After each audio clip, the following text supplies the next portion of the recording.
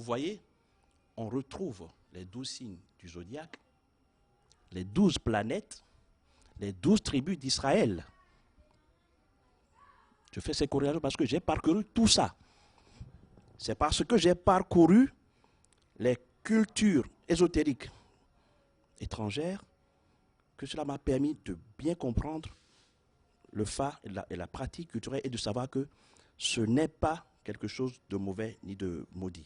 C'est ceux qui ne comprennent pas, qui ont connu des échecs, qui disent que c'est démoniaque, c'est diabolique, alors que la nuit, ils sont dans les couvents, ils font les mêmes choses, le jour, ils sont dans leur pratique.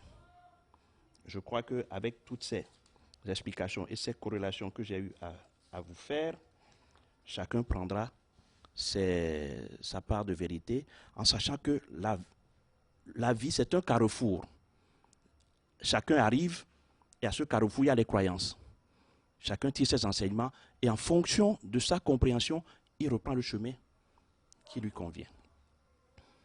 Dimanche dernier, à la Nativité, les textes bibliques de l'Évangile parlaient de la rencontre du peuple de Babylone et de Jérusalem, qui étaient perdus et Dieu a voulu les racheter.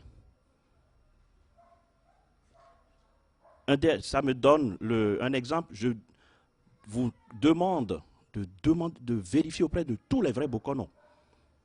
Le Kpoli Samédji, son histoire est exactement à la virgule près l'histoire de Jacob et Esaü dans la Bible. Jacob qui a trahi son grand frère, qui a fini par avoir des problèmes de pied. Et dans le Samédji, c'est la même chose.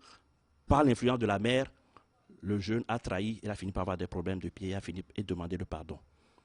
Vous allez me dire que les ancêtres ont copié la Bible? Non. Les ancêtres n'ont pas copié la Bible.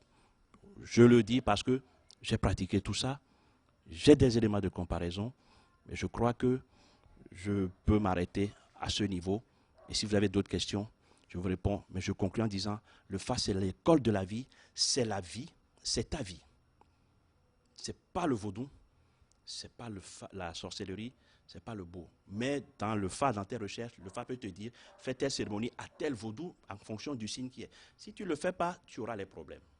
C'est ce qu'on appelle le kamasa. Mais si tu le fais, tu vas voir la chose arriver, mais elle ne va pas t'atteindre. Voilà ce que je peux vous dire. Maintenant, si vous avez d'autres questions, je vous répondrai volontiers. Alors, il y a un dernier élément que je voudrais vous dire, c'est que dans le Fa, la pratique du Fa, il y a le Bokono. J'avais parlé du Djoubana, qui porte le sac du Bokono, qui est appelé à devenir Bokono s'il a les dispositions spirituelles et intellectuelles, parce qu'il faut la mémoire pour retenir. Dans le Fa, il y a 256 dous. 16 grandes maisons qu'on appelle les dous principaux, qui par leur combinaison font 256. Quand vous prenez la Genèse, vous avez 256 histoires dans la Bible. Les musulmans, quand ils font leur truc, c'est 256. Quand c'est complet, leur chapelet. Pourquoi tout ça? Donc, il y a le Djoubana, il y a le Bokono, il y a l'adepte du Bokono qui est allé consulter le Fa sans qu'il ait pris son Fa lui-même. Et il y a celui qui a pris son Fa, qui est donc initié au Fa, sinon celui qui n'a pas pris le Fa, qui va consulter seulement, il est un simple consultant, il n'est pas initié, il y a des secrets qu'on ne peut pas donner. Il faut savoir une chose, que dans toute société initiatique, tant que tu n'es pas initié, on ne te donnera pas les secrets, on ne te donnera pas les choses. Donc, les gens qui restent de loin, qui critiquent, qui disent n'importe quoi, alors que c'est notre culture, ils n'ont qu'à se rapprocher de la chose. D'autant plus que des Américains, des Suisses viennent apprendre le Fa chez nous et vont les enseigner dans les universités là-bas. Vous trouvez ça normal? C'est notre chose. On nous dit que ce n'est pas bon. Ceux qui nous ont appris que ce n'est pas bon viennent les apprendre chez nous et vont les enseigner et gagnent de l'argent.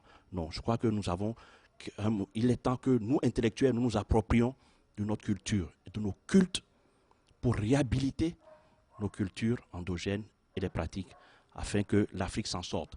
L'Afrique ne peut jamais se développer sans le Fa, sans ses cultes. Vous voyez l'Inde, vous voyez la Chine, l'Asie. Est-ce qu'il y avait autant de troubles en Asie? Mais depuis que les chrétiens ont commencé à vouloir bousculer les choses, alors que les gens se sont développés avant, vous voyez tout ce qui se passe. Donc nous avons intérêt, nous autres Africains, surtout nous intellectuels, j'exhorte les intellectuels que nous sommes à mettre bas les masques, à être courageux, à prendre notre culture et à le faire.